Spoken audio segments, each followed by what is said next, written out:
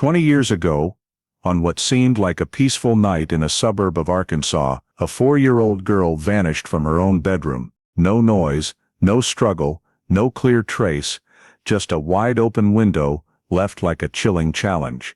The whole town plunged into panic when her little sister said she had seen a strange man wearing a wide-brimmed hat carry her away into the darkness, a statement that sent shivers down everyone's spine. But despite dozens of searches and countless hours of investigation, the case quickly fell into chaos. Reports entered incorrectly, evidence overlooked, suspects given only superficial consideration before being dismissed. It was as if an invisible hand was covering up the entire truth. As the family slowly lost hope, the file was closed, and the town tried to forget the unsolved pain. The perpetrator was quietly living among the community, unnoticed. 2 decades later, an Arkansas cold case unit unexpectedly reopened the file based on a single faint fingerprint that had previously been deemed useless. From that moment, an unpredictable chain of events began. Old clues came back to life, statements once ignored returned to haunt everyone, and the figure of the man in the wide-brimmed hat became clearer than ever. But what truly made everyone shudder wasn't a new piece of evidence, it was an old document, missing for over 20 years, that suddenly resurfaced and turned the entire case upside down. Becca's family thought they knew everything that had happened that night. But the real truth was darker, more twisted, and more unbelievable than anyone could have imagined. Before we dive deep into this event-filled story, let me know where you're watching this video from, and if you love cases that get reopened after decades, don't forget to hit subscribe so you don't miss the next stories. Night in Red Bank was wrapped in a thick silence, the kind where even the smallest sound felt unnatural. Pale yellow streetlights swayed gently in the wind, reflecting off the porches of old wooden houses. Inside the small Lane family home, the wall clock ticked slowly, swallowing the emptiness, until Sarah was jolted awake by an indefinable feeling, not a loud noise, but an excessive quiet. She sat up, listened, then instinctively got out of bed like a mother who always worries when the night suddenly changes. The house was pitch black, no ceiling fan, no soft breathing of her 2 children that she knew so well. As she walked down the hallway to the kids' bedroom,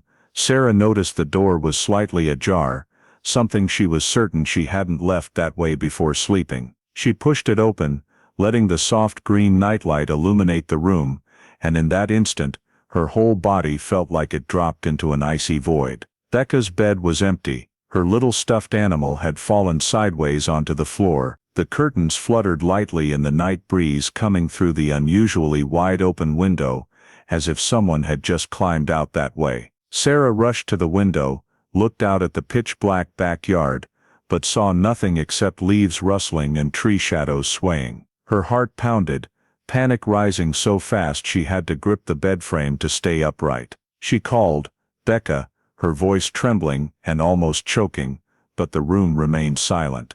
When Sarah turned around, she saw Lily standing in the doorway, hair messy, pillow creases still on her face, eyes wide, as if she'd seen something she wasn't sure she should mention. Sarah knelt down and hugged her.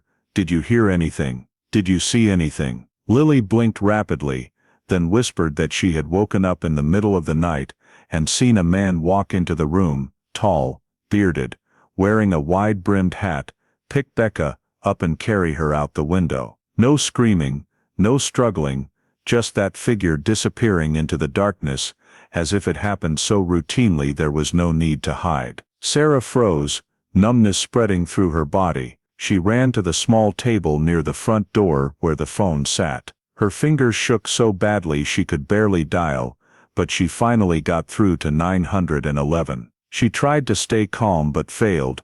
Her voice broke as she told the operator that her daughter was no longer in her room. The window was open, and someone had taken her. Sarah was still clutching the phone when the operator hung up, and at that exact moment, the first patrol car's lights swept across the living room window from the street. Just 30 minutes after her call, the heavy nighttime silence was replaced by engines, police radios, and hurried footsteps approaching the house. The door burst open as officers entered, flashlights sweeping every corner, as if trying to catch a clue before time swallowed it. A female officer helped Sarah and Lily out of the narrow hallway and into the living room to avoid contaminating the scene. While Sarah tried to pull herself together, other officers immediately checked Becca's bedroom, wide open window, curtains flapping in the wind, empty bed, no signs of a struggle on the floor. Everything was quickly noted, procedures clear, yet that clarity only made the atmosphere in the house heavier. Within minutes, the area around the Lane house was cordoned off with police tape. Curious neighbors peeked out, but police told everyone to stay inside. 2 officers guarded the front and back doors, while another group with flashlights and batons headed to the backyard. They began the earliest possible search, because in home child abductions, the first minutes are critical. The first team swept the front yard, under low flower bushes along the fence, then expanded to the open spaces between houses. They checked every narrow path leading to the main road, every dark corner where a child could have been carried unseen. Flashlights cut through darkness and dampness, but found only gravel and dry leaves. The backyard was examined more thoroughly. This was the direction the perpetrator had fled according to Lily, but the ground was flat and dry, no footprints, no disturbed soil. Light swept over slightly tall grass, and found nothing dropped. An officer tried the wooden gate at the end of the yard to check if the suspect had gone that way, but the hinges were unscratched, and the latch still locked, meaning he hadn't left through the main exit. Other search teams fanned out to neighboring houses, knocking on doors, and asking if anyone had seen or heard anything suspicious. Some neighbors thought noises in the Lane backyard were just animals, since stray cats sometimes passed through. One woman said she heard light rustling but ignored it, thinking the wind had knocked over a plant pot. But everyone agreed on one thing: no one heard a child cry or scream. The search radius expanded to the small road connecting to the neighborhood behind. Low lampposts created patchy light, making tree shadows stretch like motionless black streaks. Police carefully checked the area, including trash cans, storm drains, and gaps between houses. No leads. Another team moved to a small park just a short distance away. At night the park was completely still, with motionless swings and damp sand. Officers swept flashlights across the playground and surrounding bushes, looking for anything suggesting a child had been carried through. Every spot yielded the same result: no footprints, no small objects, no drag marks, or dropped items. By now neighbors were genuinely worried. A few grabbed their own flashlights to help, following police instructions and forming lines along the trail leading out of the neighborhood. But that trail was bone dry and clean, as if no one had walked it for hours. Police logged every searched location and marked areas to avoid duplication. At the center of the cordon, the Lane house remained lit. Sarah standing motionless near the door, holding Lily tightly as if time had stopped. Reports kept coming in. No sign of Becca within the immediate area. No new physical evidence. No sounds. No footprints. Nothing. And as the night wore on, it became clear that the initial search, though rapid and wide-ranging, had yielded no answers to the disappearance of a 4-year-old girl from a home everyone believed was completely safe. When the search teams returned with the same conclusion that the area near the Lane house showed no traces, the scene commander immediately ordered the radius expanded farther. Dawn was breaking, and natural light helped investigators see details the night had hidden. They returned to the backyard, the spot the perpetrator most likely used to leave the house. An officer re-examined the outer edge of Becca's bedroom window frame, which had only been briefly checked the night before. When his flashlight hit the metal edge at an angle, a faint smudge appeared, unclear but distinct enough to catch attention. A single fingerprint, slightly smeared as if a hand had gripped it to pull a body through the window. Technicians were called immediately to preserve the print with powder and special tape. This was the first truly valuable piece of evidence. If the print didn't belong to anyone in the family, It could directly lead to the identity of whoever took Becca. The fingerprint's existence made everything more tense but also clearer. The perpetrator had touched the frame, and not accidentally. While the print was being collected, another team kept combing every inch of the backyard grass. A young officer spotted a small object half buried in the damp grass. It was no longer than a handspan, a dark piece of cord, slightly frayed at both ends as if it had been pulled or cut. When asked, Sarah confirmed nothing in the house used that type of cord, and Lily had never seen it before. The cord segment was sealed as the second piece of evidence. No one yet knew its role, but its location right along the perpetrator's escape route meant police couldn't ignore it. It might have fallen from the abductor's gear, or been related to how he reached Becca's window. As the investigation team continued checking the area behind the house, a man from the neighboring house approached to report he might have seen something. He said that during the night, while closing his window on the porch,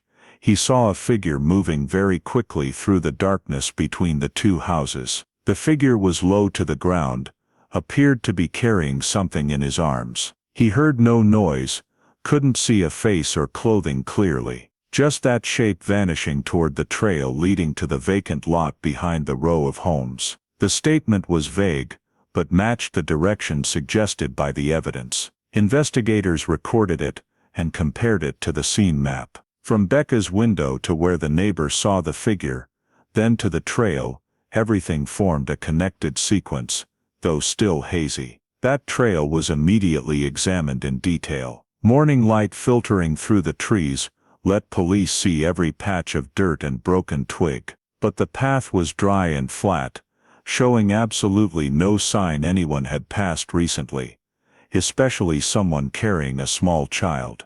This puzzled the search team. Either the perpetrator moved extremely fast and carefully, or he was prepared enough to leave no trace. Meanwhile, technicians continued documenting the exact position of each piece of evidence, photographing the window frame, the patch of grass where the cord was found, and surrounding areas. Officers recorded witness statements in detail and marked spots for deeper investigation later. By full daylight, the investigation team had three things in hand: a strange fingerprint on the bedroom window, a piece of cord that didn't belong to the Lane family, and an account of a man's shadow crossing the dark gap. None were enough to identify the perpetrator, but all pointed in the same direction.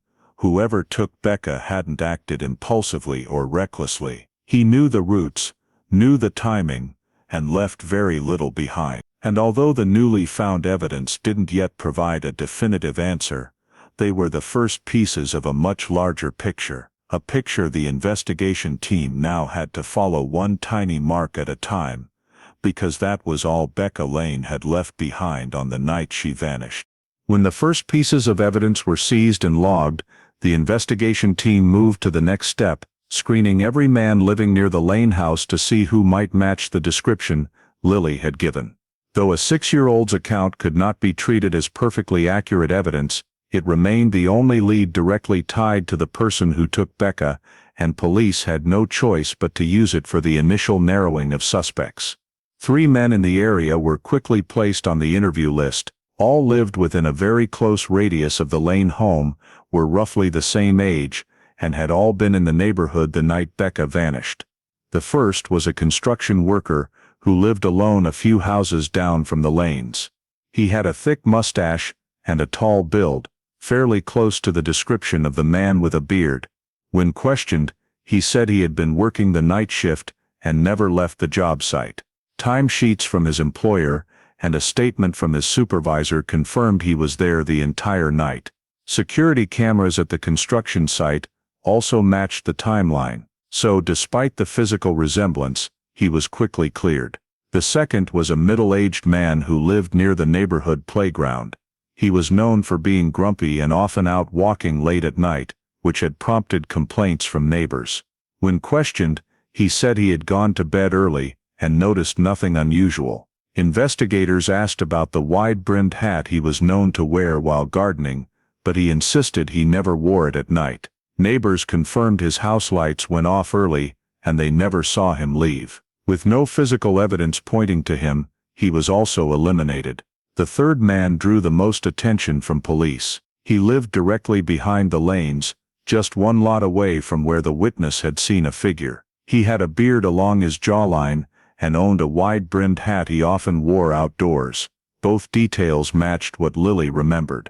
During questioning, he appeared nervous and tense, which initially raised suspicion. But almost immediately, a solid alibi surfaced. He had been on a long-distance phone call lasting nearly an hour, with a relative in another state, at the exact time Becca disappeared. Phone records and the relative both confirmed it. That left no grounds to continue suspecting him. The fact that the person who best matched Lily's description had an ironclad alibi forced the team to step back and reassess their approach. The wide-brimmed hat was not distinctive enough. Many men in the area wore that style. What Lily remembered could have been affected by the darkness, her panicked state, or simply the distorted impression of a child who had just woken up. With all three initial suspects cleared, police began to realize that focusing on physical appearance was leading them away from the heart of the case. They had spent too much time on the man in the wide-brimmed hat detail without adequately cross-referencing other evidence, the unknown fingerprint, the dark piece of cord, or the direction of movement the witness had seen. None of those critical elements pointed to any of the three men just questioned. The entire team agreed that the perpetrator was likely not a close neighbor as initially assumed. He may have simply passed through the area that night, or already knew how to approach the house. This widened the suspect pool far beyond the original scope. They decided to stop relying on Lily's memory of appearance and shift entirely to physical evidence and the perpetrator's likely route. In a short morning briefing, the lead investigator reminded everyone that time was slipping away fast, and the first hours in a child abduction are always the most critical. An early wrong turn could mean losing the chance to find Becca while traces were still fresh. The team needed to return to the scene, re-examine all collected evidence, and focus on the unknown fingerprint, the only piece that might lead them to the perpetrator's true identity. By the end of the first morning after the disappearance, the investigators realized they had taken a major misstep by overvaluing the physical description and undervaluing other signs. But that realization also clarified what they had to do next: change their approach, abandon appearance-based reasoning, and place full emphasis on physical evidence, things the perpetrator could not fully control or conceal. The first wrong direction was closed, and the investigation was about to enter a different phase, diving deeper into the clues that actually mattered. Immediately after the three initial suspects were cleared, the team began reviewing every call residents had made the night Becca disappeared. The goal was to find any detail that had been undervalued or improperly handled, especially now that they knew the appearance-based line of inquiry had led them astray. While re-examining the list, a serious procedural error suddenly came to light, and it instantly silenced the entire command room. A young officer checking paper reports found a handwritten note that had never been entered into the system. It came from a woman living near the edge of the woods behind the neighborhood. She had called the evening before, roughly 2 hours after Sarah reported her daughter missing. In the call, she said she saw a man carrying a child, walking quickly toward a trail into the forest. The man was somewhat thin, moving hurriedly, and the child showed no clear movement. It was an extremely important report, yet somehow it had never made it into the case file. When they traced the entire process, police discovered the note had been handwritten by a new overnight dispatcher, who was overwhelmed with simultaneous calls and interrupted by a higher priority report, then forgot to log the information. By morning, the paper had been mistakenly clipped into the unclassified pile, so the investigation team never received it. A small mistake, but enough to lose their best lead during the golden hours of the search. When investigators went to the woman's house to verify, she said she had been standing on her porch and saw the man pass under the dim glow of a streetlight. She wasn't sure the child was a little girl, but the man's rushed behavior alarmed her. She called right after seeing the late-night emergency bulletin on TV and assumed police had received the information, so she never followed up. This report forced the team to immediately adjust their approach. The first thing they realized was that the assumption the perpetrator left via the streets might be completely wrong. If he took the forest trail, it suggested advanced planning. He knew the terrain, where the trail led, and possibly even had transportation waiting on the other side. This was calculated behavior, very different from the spontaneous act many had initially assumed.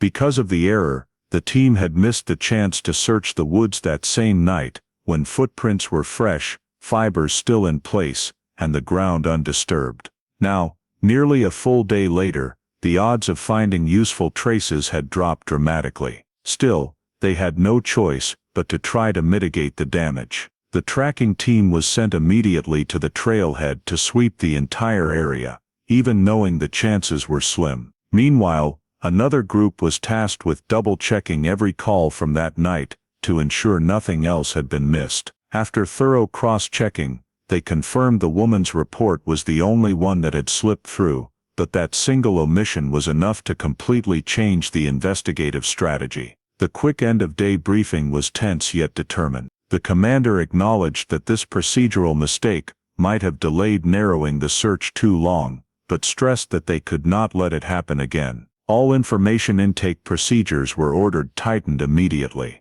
The error had already caused damage, but it also opened a clearer investigative path. The perpetrator had not fled the neighborhood by car right away, but most likely vanished into the darkness of the woods behind the houses. That didn't just change the search area, it changed how they pictured the abductor entirely. With this new information, the team prepared to enter a completely different phase, one where every step had to be more careful, because the perpetrator had proven he knew how to exploit even the smallest gap. As soon as the investigation expanded to the woods behind the houses, the tracking team deployed, but time had already rendered nearly all traces useless. Soft soil had been churned by curious neighbors, rescue crews, and animals. Broken branches or displaced leaves could no longer be attributed to a source. Hopes of finding footprints or objects linked to the perpetrator faded as the sun set, and the field team had to admit they had arrived too late to recover any clear physical evidence. At the same time,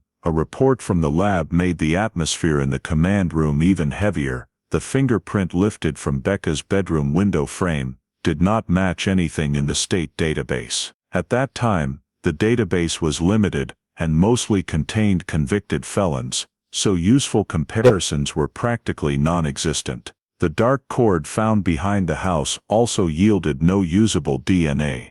The material was too stiff and dry to retain skin cells for analysis. The scant physical evidence police had collected led nowhere. On top of that, the procedural error that caused the report of a man carrying a child into the woods to be missed only deepened the sense that the window of opportunity had slammed shut. By the time they reached the area, any potential signs had vanished, or were too degraded to connect to the case. This forced them to face the reality that from the moment Becca was taken until they finally followed up, the critical early hours had irretrievably passed. In the days that followed, police continued interviewing dozens of neighborhood residents, but almost no one had anything concrete. Accounts were vague: a faint noise, an uncertain shadow, a fleeting light, but when cross-checked, nothing matched or could be verified. Even Lily's statement, the most important testimony they had, was limited. She was only 6, awakened in the dark, and what she remembered about the man in the wide-brimmed hat might no longer be as reliable as initially thought. Police reconstructed the perpetrator's likely route: approach Becca's window, carry her across the lawn, head down toward the forest path, then disappear. But the reconstruction was entirely hypothetical, unsupported by any physical evidence. They checked area security cameras, but at that time, most homes had no surveillance facing the backyard, and the woods had none at all. No footage, no license plates, no clear physical description. The investigation hit a dead end. As weeks turned into months, media attention faded. Police still received calls from people claiming to have seen something suspicious, but every lead turned out unrelated. Theories were raised and discarded, The perpetrator was local. The perpetrator was just passing through. Becca was put into a car somewhere else. The forest path was a diversion. None held up. A year later, when a fresh team reviewed the file, they found no breakthroughs either. DNA technology at the time could not yet analyze trace samples or stretched fibers. The unidentified fingerprint remained an orphan piece with nowhere to fit. No body, no secondary crime scene, no new leads. The case stalled on its very first pages. Eventually, the county sheriff's office had to move the Becca Lane file to inactive status and place it in cold storage. Inside a brown cardboard box labeled case number C1478, all the original documents, Lily's description, crime scene photos, lab results from the evidence, interview transcripts of the first suspects, were organized and shelved among other cases that never had enough data to proceed. Police at the time still hoped that one day technology would advance enough to analyze the fingerprint or extract DNA from what seemed like meaningless evidence. But that hope was reduced to a single line in the final case note, awaiting scientific breakthrough or new witness. Years passed. One new case replaced another, then another. Becca Lane's name still came up occasionally in internal meetings as a lingering regret buried under time. And Red Bank slowly grew accustomed to living with the unanswered question. The little girl carried off into the darkness that night. Where had she ultimately been taken? Many years after the C1478 file on the Becca Lane case was relegated to cold case storage, a new Arkansas cold case unit began reviewing unsolved child abductions across the South. While cross-referencing modus operandi across multiple cases, they noticed an old Arkansas disappearance that shared striking similarities with Becca's, a nighttime window entry into the child's bedroom, no noise, disappearance down a little-used trail, and a piece of discarded cord left near the scene. Investigator Jonas Merrick, renowned for his ability to reconstruct seemingly dead-end cases, zeroed in on the overlap. He believed that if the finer details, timing, approach, exit signature, were identical, it was entirely plausible the perpetrator had operated across the two adjoining states. Instead of relying on South Carolina's summary data, Merrick requested the complete original Becca Lane file for item-by-item comparison. When the copies arrived from Red Bank, Merrick began laying out every section in investigative order. It didn't take long for something to feel off. Certain documents seemed broken in their flow, an internal meeting minute referenced, expanding the search into the woods, yet no map marking that route existed. An old evidence log listed latent print #7, but the technical appendix only contained reports for 6 prints. In Lily's witness statement, the copy bore a signature while the original did not. Most alarming of all, the report from the woman who saw a man carrying a child down the trail the night Becca vanished. An important lead the original team had missed, due to procedural error, was completely absent from the file sent to Arkansas. No transcript, no statement, no follow-up interview notes. Just one extremely vague line in the system, witness observed figure, unverified. Merrick re-examined the entire file, then asked South Carolina to double-check the master set in storage. The reply from Red Bank was useless. The file we sent is everything that remains in archives. No one knew why the most critical witness report had vanished from the official record. No one could explain when latent print #7 had gone missing. As a seasoned cold case investigator, Merrick instantly recognized this wasn't rare. Old files frequently suffered from staff turnover, mistimed data entry, or simple misfiling during the chaotic early hours of an investigation. Whatever the cause, the result was the same: vital leads got scrambled or disappeared from the chain. What struck Merrick as stranger was that the level of inconsistency in the Becca Lane file far exceeded most cases he had reviewed. Certain sections appeared to have been condensed or reorganized by someone in a non-standard way, causing the narrative thread to break at key points. There was no evidence of intentional tampering, but clearly years of administrative errors had piled up. Those very gaps only increased the likelihood that the Becca case once had valuable leads that were never properly followed at the time. And if a genuine link existed between the South Carolina and Arkansas cases, these missing pages might be the exact link the original team had dropped. Instead of dismissing the irregularities, Merrick opened a new working file, tentatively titled SCAR Link, and began a detailed side-by-side comparison of the two cases. Evidence, timelines, victim approach, perpetrator escape routes. He believed that even if the odds were slim, a stronger lead in the Arkansas case could illuminate the voids in Becca's file. To Merrick, a file with missing pages wasn't a dead end, it was a signal that something important remained unseen. And that was precisely why he decided to dig deeper. Sometimes the missing pages themselves are the key to reopening a case everyone thought had gone quiet forever. After discovering numerous pages missing from the Becca Lane file, and multiple discrepancies in the original documents, Jonas Merrick knew he could no longer rely on the damaged old records. The only thing still capable of unlocking the case was the unknown latent print on Becca's bedroom window frame. Evidence the technology of that era had been unable to analyze deeply enough. Merrick submitted a request to the Arkansas State Crime Lab to rescan the print using the latest generation identification system, which could reconstruct ridge detail from faint, broken, or partial lifts. The sample was reanalyzed with 3D modeling algorithms, and then run through multiple federal and interstate databases, something impossible the year Becca disappeared. 2 days later the lab called Merrick back. There was no full match, but the system flagged a partial match tied to a sealed North Carolina.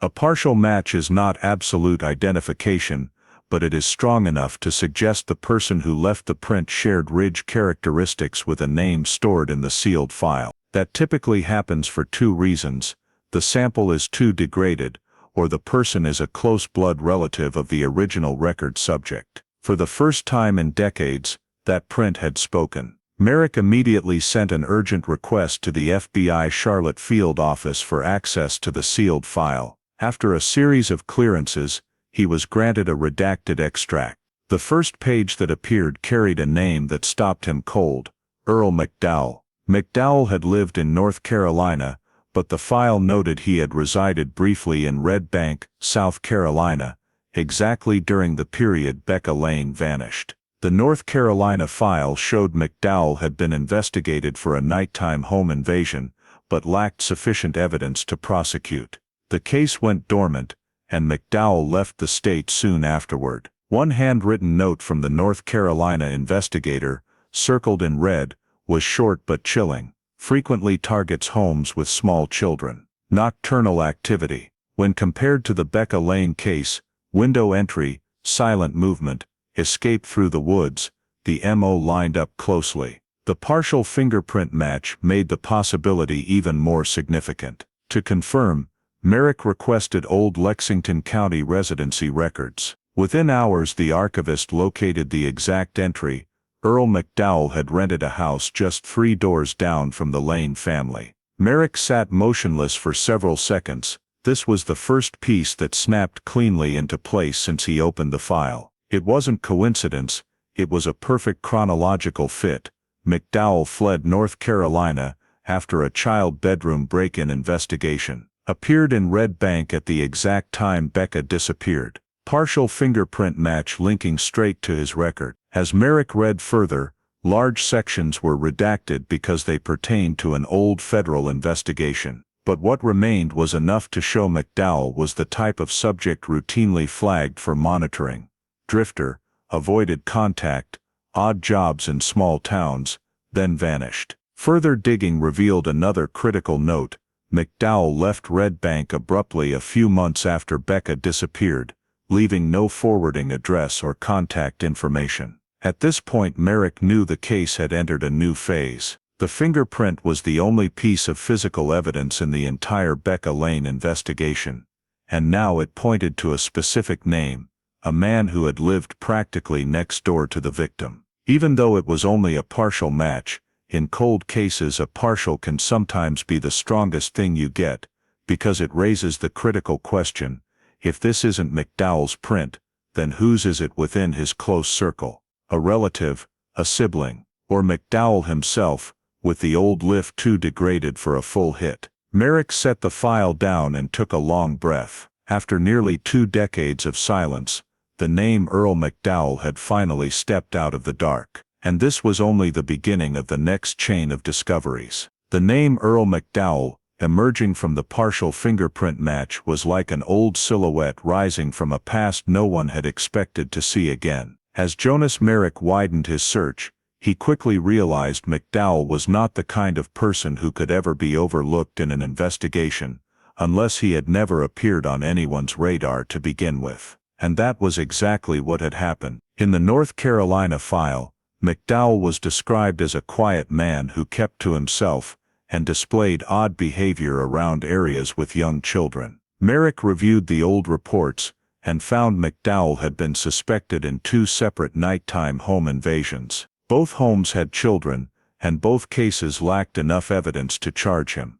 But the North Carolina investigators had been explicit in their notes: subject frequently seen in backyards of homes with young children at inappropriate hours. One woman reported seeing McDowell standing right at her back fence at 11 p.m., minutes after her son had gone to bed. When questioned, he claimed he was looking for his cat. He was never detained, but the behavior was documented internally. What caught Merrick's attention immediately was that McDowell left North Carolina just weeks later, disappearing without a forwarding address. And then he surfaced in Red Bank, South Carolina, right when the Becca Lane case occurred. Merrick cross-checked Lexington County residency records and found the piece that locked everything in. Earl McDowell had rented a room only 3 houses away from the Lane family. That distance allowed McDowell to watch the neighborhood, move at night unnoticed, and reach a child's bedroom window in minutes. It forced Merrick to ask, why had McDowell's name never appeared in the original investigation?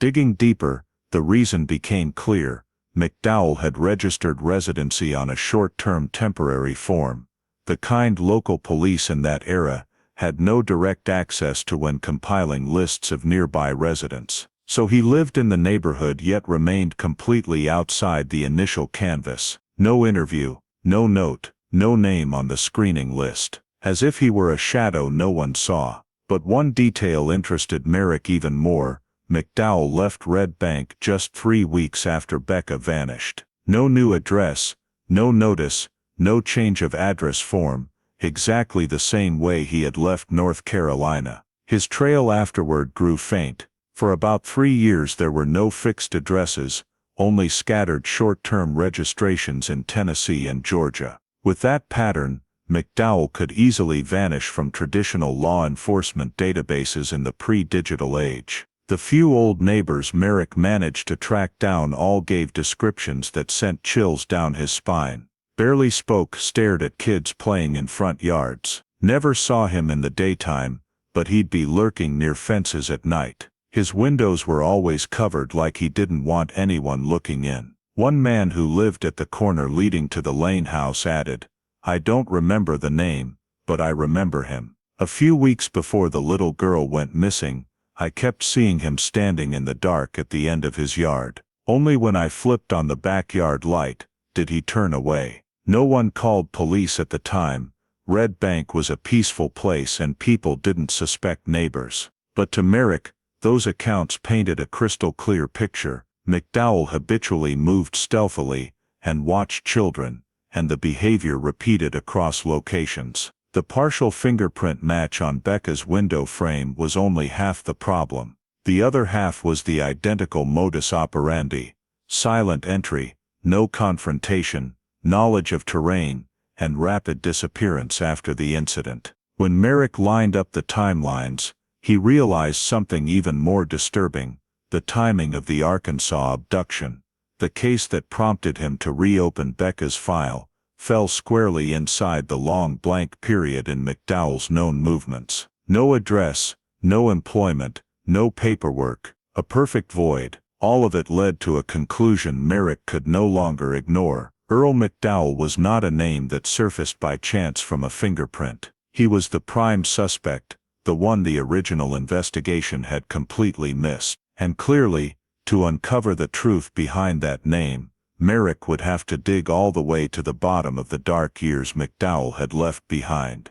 After tracing Earl McDowell's movements and finding evidence that placed him near the Becca residence at the exact time of the disappearance, Jonas Merrick knew he needed something the files could never give him. A statement that could confirm McDowell's behavior and habits. Unexpectedly, the lead came from Arkansas, through a call from the White County Sheriff's Office saying someone wanted to provide information about McDowell. That someone was Derek Coleman, a local with a record of petty theft and disorderly conduct, currently on community supervision. Merrick was deeply skeptical at first, but Coleman's opening line snapped him to full attention.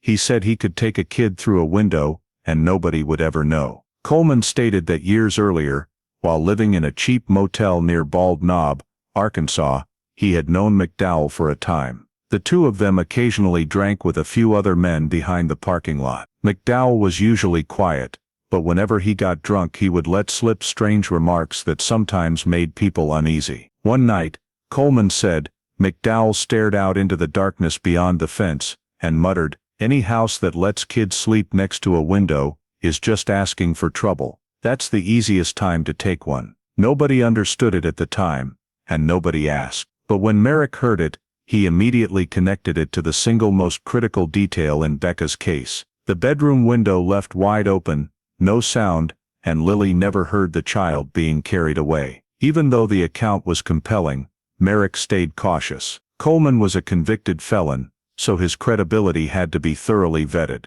He asked Coleman to describe McDowell from back then: appearance, walk, movement habits. What Coleman described matched Lily's childhood statement in an uncanny way. McDowell always wore a dark wide-brimmed hat whenever he went out at night, walked slightly stooped, shoulders drawn in, fast but silent steps, sparse, uneven beard around the chin, would often slip out of the motel room without turning on any lights. Lily had also described a man in a wide-brimmed hat, slightly hunched, moving fast and silently. When Merrick laid the two statements side by side, he realized they lined up on details a random witness would be unlikely to fabricate by chance. Merrick ordered the lab to age progress McDowell's photo to what he would have looked like in Red Bank at the time. The image that appeared on the screen sent a chill through him. The face, the beard, the build, everything matched the only eyewitness description from Lily. Coleman added one more detail that made Merrick stop writing.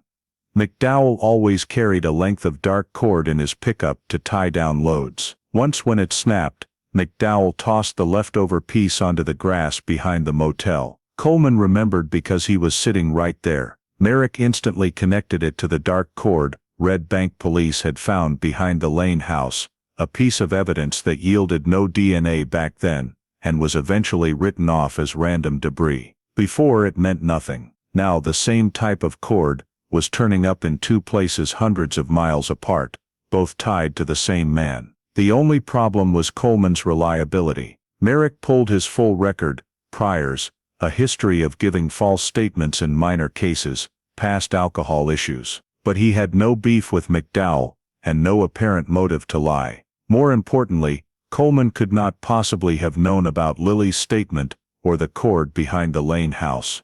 Details never released to the public. Yet everything he said lined up perfectly with the original case file. That wasn't coincidence. That was memory. Merrick asked the final question, "Why come forward now?" Coleman said that when he saw the Arkansas Cold Case Unit was looking for information on an old missing child case, McDowell's face suddenly came back to him, and so did the things the man had said on those drunken nights. The stuff about windows. The line about any kid sleeping near a window is bad luck. Merrick wrote at the bottom of the statement, "Witness has criminal history, requires further corroboration." Statement contains multiple details matching non-public information. High credibility. By the end of the session, Merrick had moved from skepticism to a cautious certainty. McDowell hadn't just left traces in records, he had left fragments of memory in the minds of people who lived beside him decades ago. And those drunken remarks, that dark cord,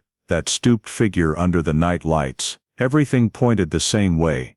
Earl McDowell was no longer just a potential suspect. He was the first person in nearly 2 decades whose shadow perfectly matched the night Becca Lane vanished. Immediately after finishing Derek Coleman's statement, Jonas Merrick returned to the investigation room with one clear goal: reconstruct the entire timeline of the night Becca Lane disappeared, using all the new data he had just gathered. If McDowell really was the man Lily saw, his movements that night had to line up with police logs, witness accounts, and physical evidence around the Lane house. On the large map spread out in front of him, Jonas marked 3 key points: the Lane family home, the narrow strip of woods behind the neighborhood, the dirt access road that led to a secluded parking area, perfect for stopping unnoticed. Coleman had described McDowell as someone who always chose dark routes and avoided being seen. When Jonas overlaid that with the location of Becca's bedroom window and the backyard,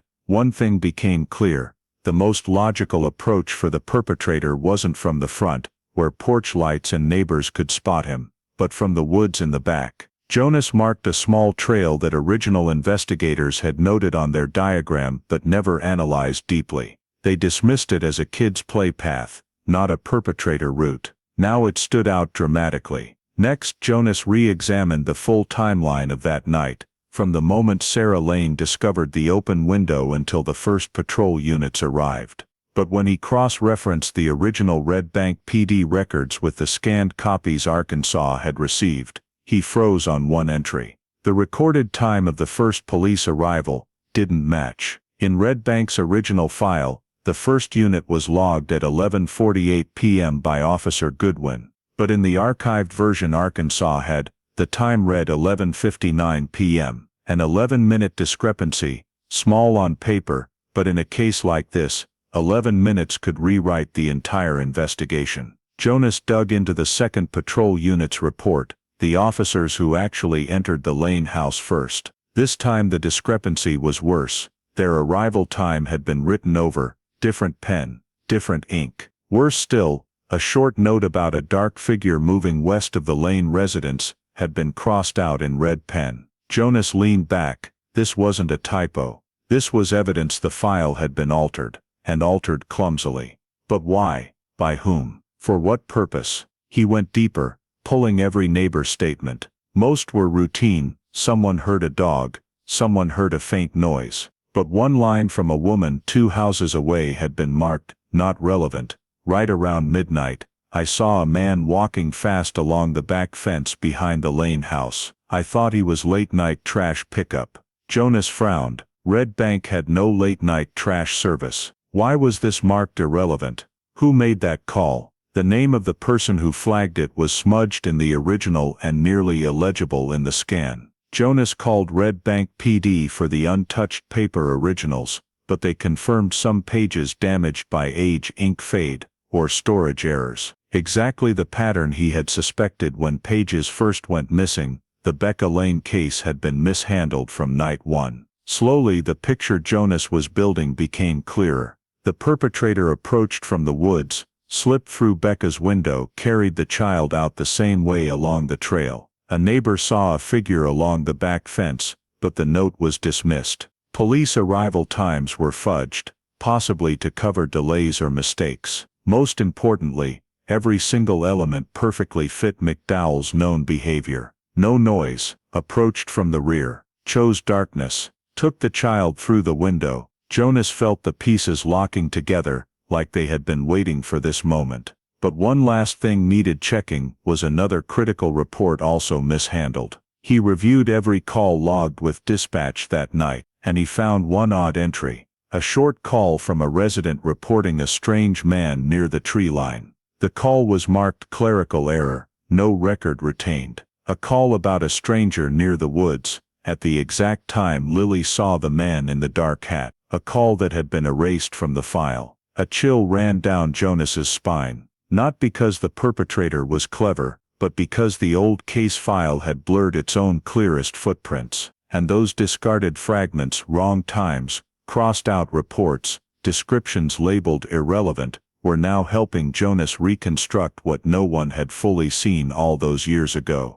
The true sequence of events, the night Becca Lane disappeared. After reconstructing the abduction night, and uncovering multiple file discrepancies, Jonas Merrick knew the next step had to be retesting every piece of physical evidence. If technology back then couldn't move the case forward, today's technology could, and it had to be done now. The obvious starting point was the unknown fingerprint lifted from Becca's bedroom window frame. Arkansas Cold Case Unit still had digital copies from the original Red Bank files, but when Jonas examined them on a high-resolution screen, he saw the old scans were badly degraded, broken ridges, heavy noise, useless for accurate comparison. Jonas immediately sent the request to the Arkansas Crime Lab with explicit instructions: rescan the print using latest generation AFIS, maximum resolution, contrast enhancement, ridge reconstruction algorithm.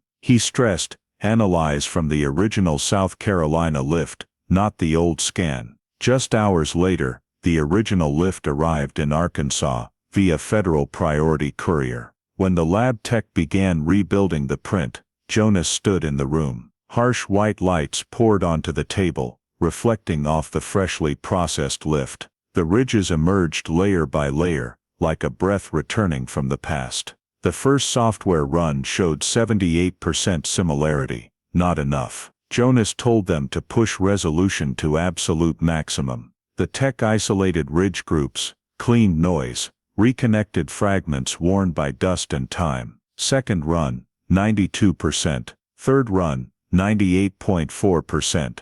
The system vibrated with a warning: match possible, verify manually. Jonas and the tech were breathing harder. Just a few more steps. When the final ridge was clarified, and the system queried the national AFIS database, Jonas stood inches from the monitor, arms crossed, tension thick enough to feel the data pulsing. It took exactly 14 seconds. A short beep. Red letters on screen. Match confirmed. 100%. Earl Thomas MCDOL. 0% doubt. 0 chance of error. This was McDowell's print. The lab felt like a steel door that had been locked for 20 years had just blown open. Jonas stood motionless for several seconds, not from shock, but because every piece he had gathered suddenly clicked perfectly into place. But the testing wasn't over. The old Red Bank file also noted a second, partial print on the window stop, too faint and small back then to be useful, eventually deemed no forensic value.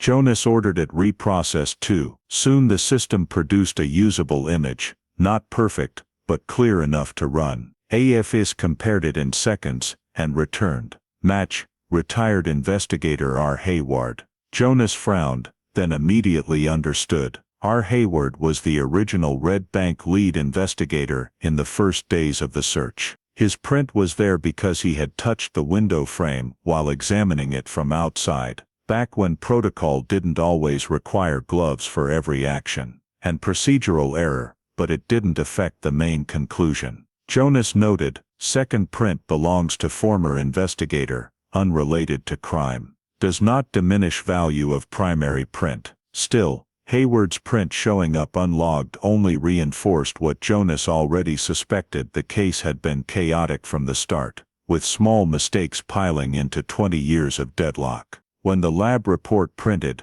Jonas held the page stamped in red match 100% MCDOL, and stared at it, feeling like he finally held the key to a truth that had been buried alive. That fingerprint wasn't just biology, it was the voice of Becca's bedroom window, the one left wide open that night, and silent ever since. It was the only remaining evidence from the moment the perpetrator touched a place he was never meant to reach. And now that voice rang out clearer than ever.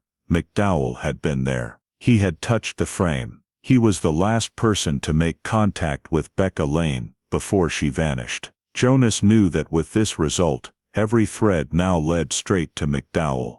But he also knew the next step was critical: prove no one else was there in that moment. Primary print McDowell, secondary print investigator. No prints from any other man. No prints that excluded McDowell. Jonas closed the file and took a deep breath. The door to the case was open, and McDowell, the name that had only lurked in the shadows, was now suspect number 1, with the strongest forensic evidence in 2 decades. Now the real hunt began. Right after the fingerprint matched 100% with Earl McDowell, Jonas Merrick knew the file now carried enough weight to name him the prime suspect, but not yet enough to get an arrest warrant in a 2-decade-old cold case. Jonas needed more behavioral evidence, especially signs that McDowell intended to flee or destroy evidence. So the Arkansas Cold Case Unit immediately coordinated with FBI Little Rock to set up 24/7 surveillance. McDowell lived in an old mobile home on a sparsely populated rural lot with multiple dirt roads leading straight to the highway, perfect for disappearing fast. On the first day of surveillance, Jonas spotted something off. McDowell suddenly cleaned the yard, stuffed things into black plastic bags, then buried something beside the tree line behind the house. Not regular trash, not harmless behavior. An FBI agent recorded the whole thing. Jonas immediately noted, behavior of burying object, possibly case-related. Day 2, McDowell went into town and bought interstate maps, a cooler, and a bunch of toiletries from different stores. Classic moves of someone about to cross state lines without leaving an obvious trail. On the drive back, he kept checking his rearview mirror. That behavior led Jonas to conclude, McDowell is preparing to run. Night 3, surveillance captured McDowell stepping outside around 2 a.m. with a bulging backpack. He pulled out a thick envelope full of cash, counted it quickly, then put it back. Nobody carries that much cash outside in the middle of the night, unless they're planning to leave. The FBI also reported, McDowell burned some papers behind the house, a few bills, a half-burned old notebook, all signs of destroying information before moving. Jonas needed more to tie McDowell directly to the old evidence. After the FBI collected trash from his bins, they found a piece of dark cord made of the same material as the cord recovered behind the Lane house.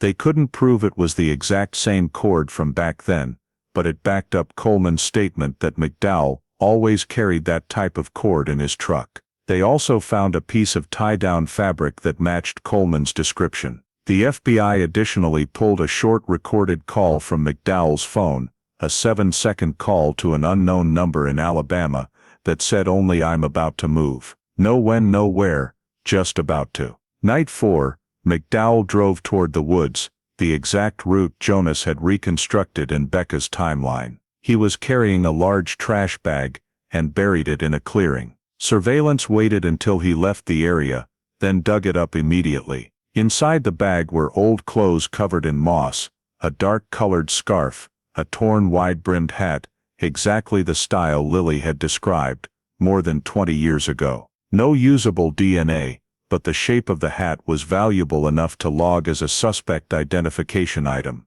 At the wrap-up meeting after Night 4, Jonas looked at the evidence board, McDowell's fingerprint on Becca's window frame. Coleman's statement containing details never released to the public, burying and burning behavior, purchases to prep for leaving the state, dark cord matching the original evidence, wide-brimmed hat matching the only eyewitness description, traveling the exact likely route of the perpetrator on the night of the disappearance. Everything was converging on one point: McDowell wasn't just a suspect, he was acting like a man who knew the past was about to catch up. The FBI asked Jonas, "You think we keep watching, or go for the warrant?" Jonas glanced at the monitor, where McDowell was piling dirt over another small hole beside the yard. An innocent person doesn't dig holes 2 nights in a row. He closed the file for the arrest warrant first thing tomorrow morning. He's about to bolt. Everything they needed to move, they now had.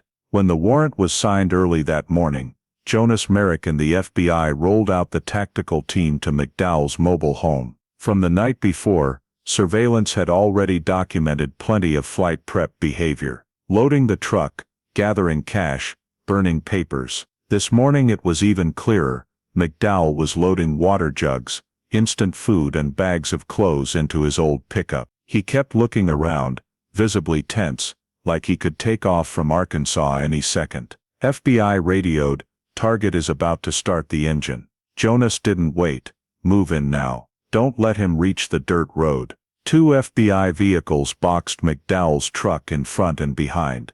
He flinched, dropped a box, then reached into his jacket pocket, prompting an immediate reaction from the tactical team. Seconds later, McDowell was controlled, cuffed, and placed in a patrol car. He didn't fight hard, but his eyes showed he understood perfectly. The escape plan had just collapsed. As soon as the arrest was complete, Jonas signed the search warrants for the home and vehicle. This was the critical moment to preserve evidence. Inside the mobile home, Jonas noticed something odd.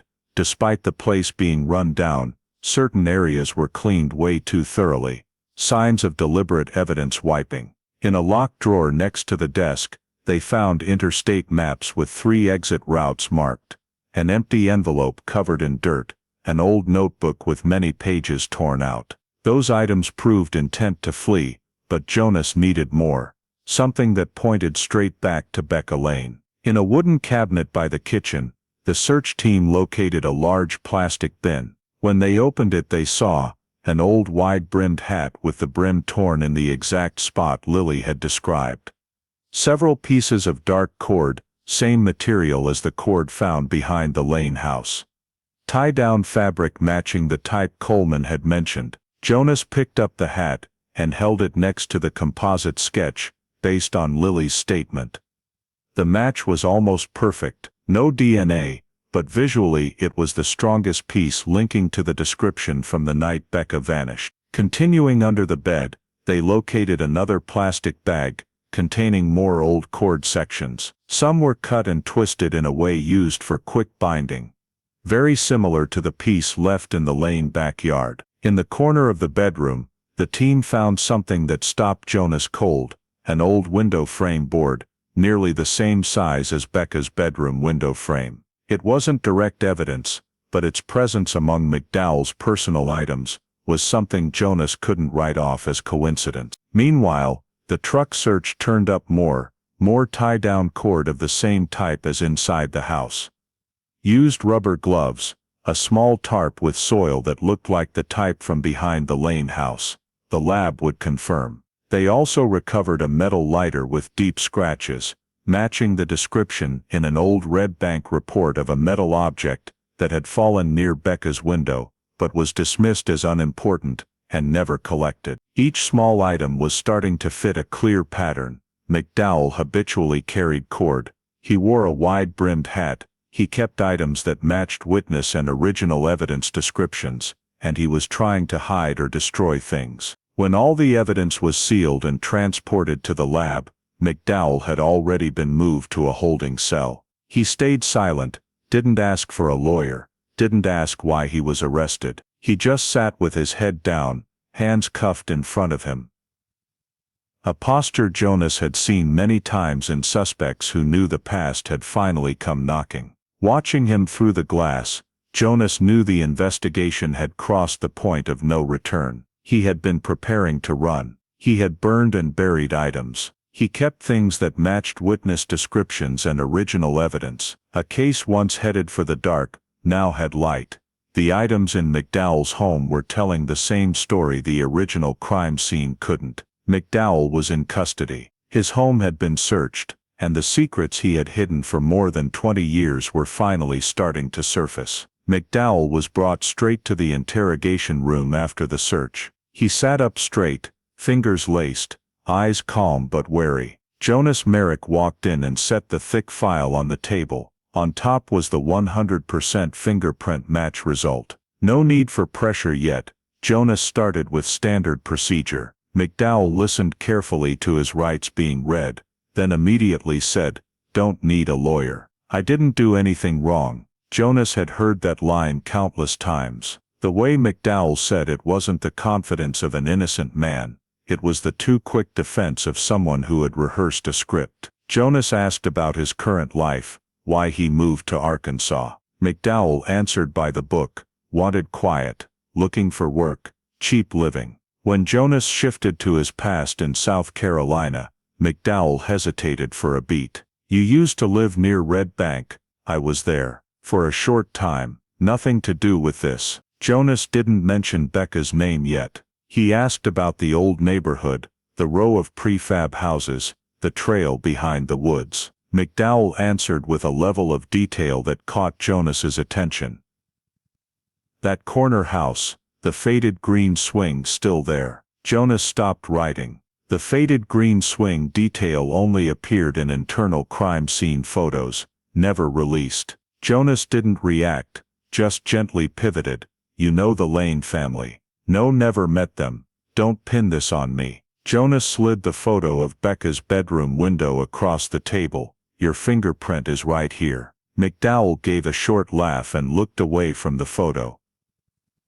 I never touched anybody's house. You've got the wrong guy. Not wrong, Jonas replied. The new system says 100%.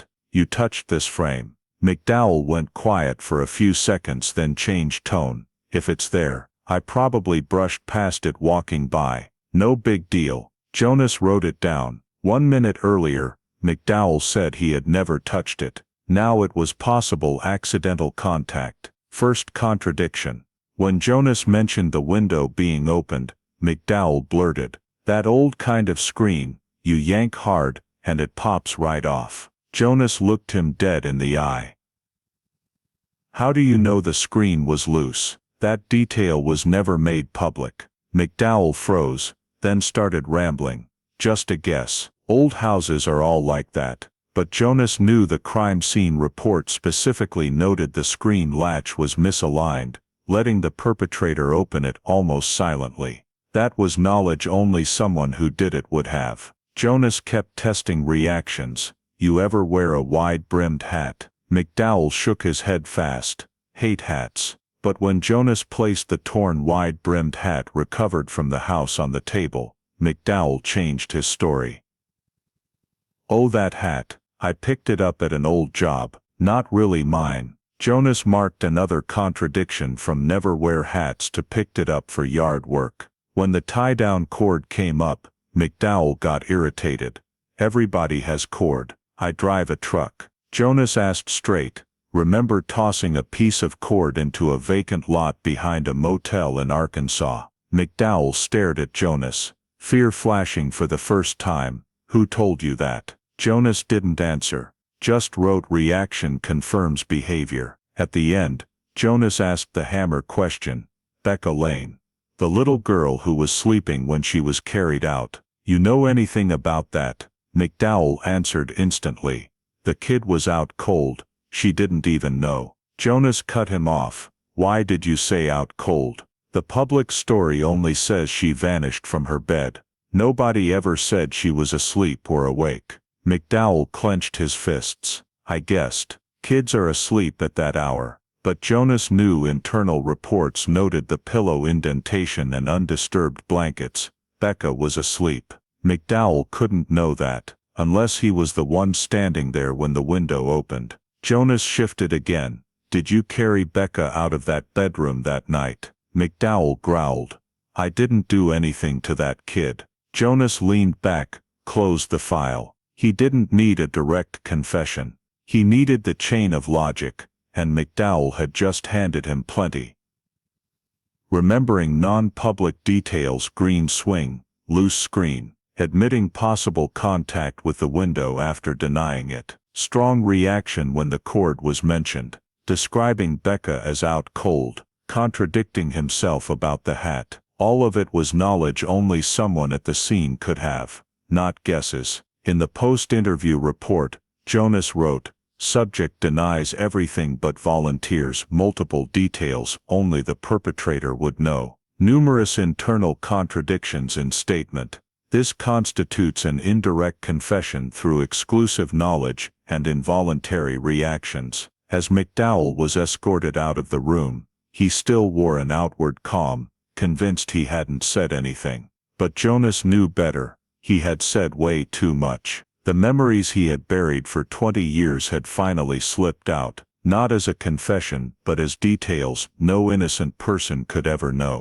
Right after the interrogation, when McDowell had already revealed critical inconsistencies and the prosecution's case was nearly complete, Jonas Merrick and the Arkansas Cold Case Unit shifted to one final objective: finding Becca Lane's body. Not just to strengthen the indictment, but to bring the little girl home to her family after more than 2 decades left in the dark. But every seasoned investigator knows, in child abductions that happen in the middle of the night, where the perpetrator has time to move quickly and choose a remote location, the odds of recovering a body after 20 years are practically zero. Jonas was still determined to try because Becca deserved that effort. Based on McDowell's unconscious slips, the route Jonas reconstructed, and the perpetrator's past behavioral patterns, Arkansas identified 3 areas of interest: the wooded trail behind the Lane house, where the perpetrator could have carried the victim through the darkness without being seen; the swamp a few miles away, where the soft ground would make digging easy but long-term preservation of a body nearly impossible; the abandoned lots near the old highway, places that had once been unregistered dumps before they were closed and covered over in the early 2000s. These were the kinds of places Jonas believed a fugitive like McDowell, someone who always chose areas with little light and fewer witnesses, would head to on the night he vanished from South Carolina. The first search began in the woods behind the Lane house. Arkansas brought ground-penetrating radar, metal detectors, and cadaver dogs trained specifically to find human bone. But the forest had changed dramatically in 20 years. Trees had grown thicker. Trails had faded. The terrain had been eroded by hundreds of rains. After 2 days of sweeping the area, they found only old scraps of wood and a few rusted cans, no sign of a body. Jonas wasn't discouraged. He knew searching here was only the first step. The perpetrator had very likely gone farther, beyond the initial police perimeter in Red Bank that night. The second location, the swamp, was far more difficult. Shallow water, but the bottom was thick mud that could swallow an object in hours. If McDowell had ever dumped a body or evidence here, the chances of recovery were essentially zero. As the survey boat moved through section by section, Jonas asked the forensic expert, "If a body was dumped here on a humid summer night, what are the odds of finding it after 20 years?" "Practically zero, unless some large bones remain. The mud decomposes very fast here, scavengers are abundant, and the water flow constantly shifts." Exactly as Jonas had predicted. McDowell was the type who chose locations that worked in his favor, places where nature erased evidence for him. After 3 days of surveying, Arkansas recovered only a few animal bones, nothing related to Becca. The third location, the old dump, was the last hope. It was a place McDowell could have easily reached by truck if he wanted to hide a body in an uncontrolled area before it was eventually filled in and built over. But searching it required pinpointing the exact time window, nearly impossible when the site had been layered over multiple times. The forensic team excavated layer by layer according to age, looking for signs of human bone or children's items. After 4 days, the result was still negative. Jonas looked at the torn-up ground and sighed, not out of disappointment, but acceptance of reality. Not every case allows you to recover the body, especially when the perpetrator has more than 20 years to blend into the landscape, erase traces, and let time become an accomplice. In the end, Arkansas held a meeting with behavioral and forensic experts to evaluate why Becca's body was almost certainly unrecoverable. The conclusion cited 3 scientific and behavioral factors. The perpetrator acted quickly and knew the terrain well.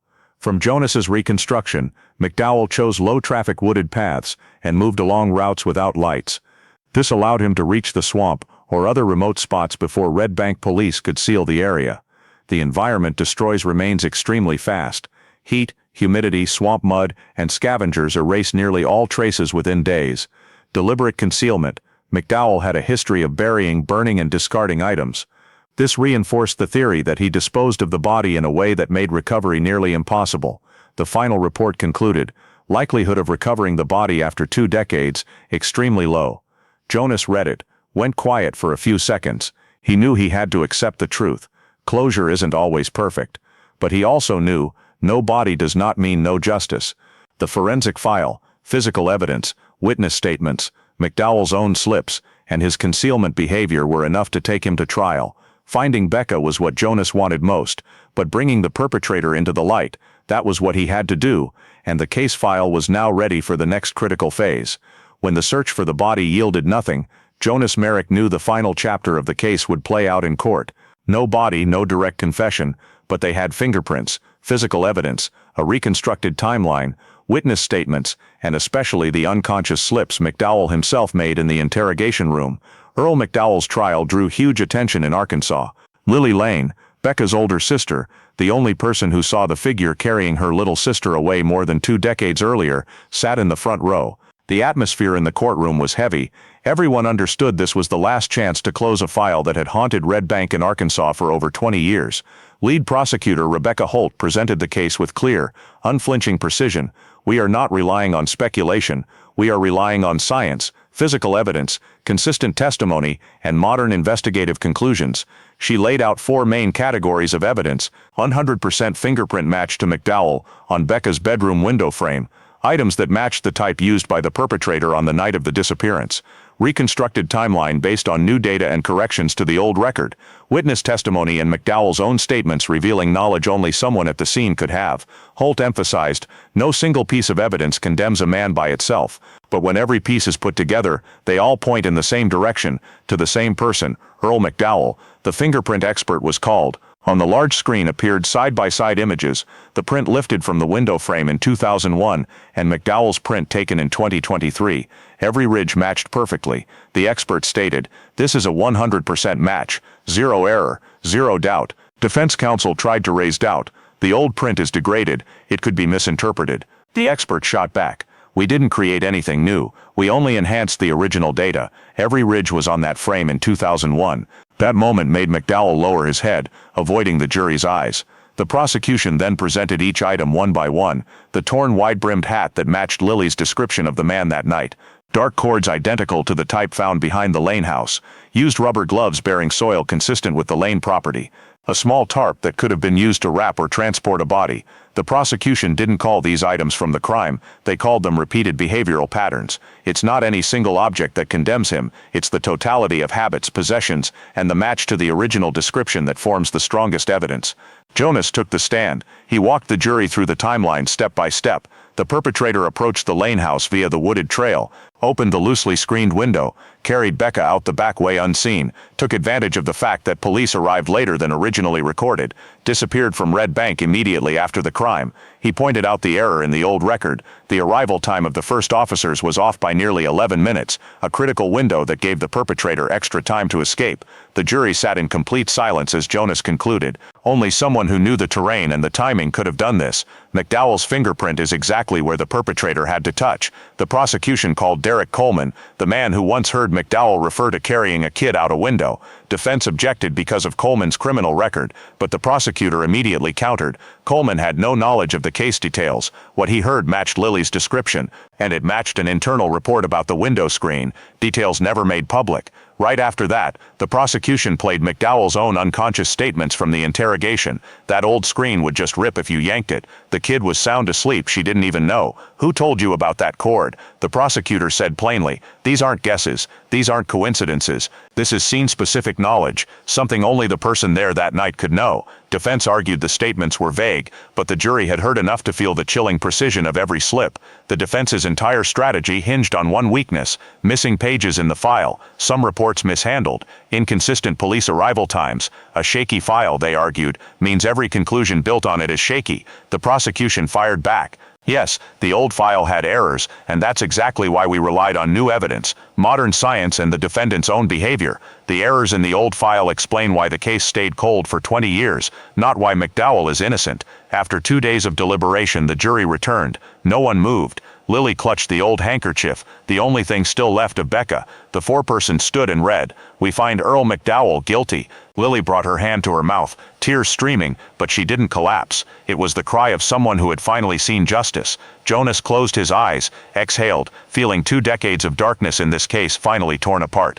McDowell sat motionless, no reaction, like a man who had known the verdict long ago. The trial was over, but for Jonas and for Lily, it was the moment Becca Lane finally got her voice back. Justice does not forget anyone, no matter how long the years stretch. Immediately after the guilty verdict against Earl McDowell, the Arkansas Cold Case Unit held a press conference at headquarters, officially marking the closure of the Becca Lane disappearance after more than 2 decades. The mood was not celebratory but solemn and heavy, as the Arkansas Attorney General's office stressed that even though Becca's body had not been recovered, justice had been served, and the case now stood as a reminder that persistence and technology can illuminate even the darkest old files. Jonas Merrick stood at the podium and recalled the early days of reopening the case. Countless tangled documents, missing pages, incorrect timelines, vanished reports, and a suspect who had drifted past the investigation like a ghost. 1 week after the trial, the FBI returned to Arkansas a copy of the page long considered lost, discovered in a North Carolina storage archive, a single line in blue ink that read, "Recheck temporary renter, E. McDowell, lives 3 blocks away." Just one overlooked note that had sent the entire investigation down the wrong path for 20 years. Jonas looked at that page with a mix of relief and bitterness. The truth was the case could have ended differently, but the important thing was that it had finally been corrected. News of McDowell's conviction rippled back to Red Bank and shook the community deeply.